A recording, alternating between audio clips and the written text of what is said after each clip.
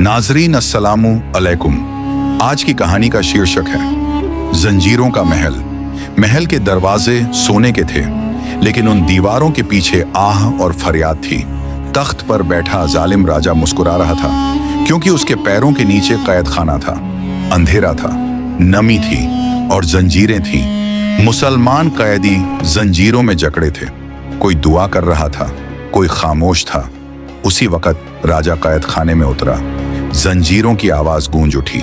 राजा ने कहा, तुम्हारी खामोशी मेरी ताकत है। कैदियों की नजरें झुक गईं। उसी दिन महल के बाहर एक मुसाफिर आया। न उसके साथ कोई लश्कर था, न कोई शाही निशान।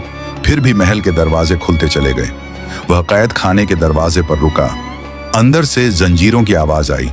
उसने आंखें बंद की। दरवाजा खुल गया। जंजीरें टूटने लगीं। महल में शोर मच गया। राजा तलवार लेकर आया। महल के अंदर जंग छिड़ गई। कुछ ही देर में तख्त खाली था। कैदी आजाद खड़े थे। इस्लामी हीरो खामोश खड़ा था और जुल्म का अंजाम सबने देख लिया। अब इस कहानी का सबक, जुल्म चाहे कितना ही ताकतवर क्यों ना हो, हक एक दिन जरूर सामने आता है।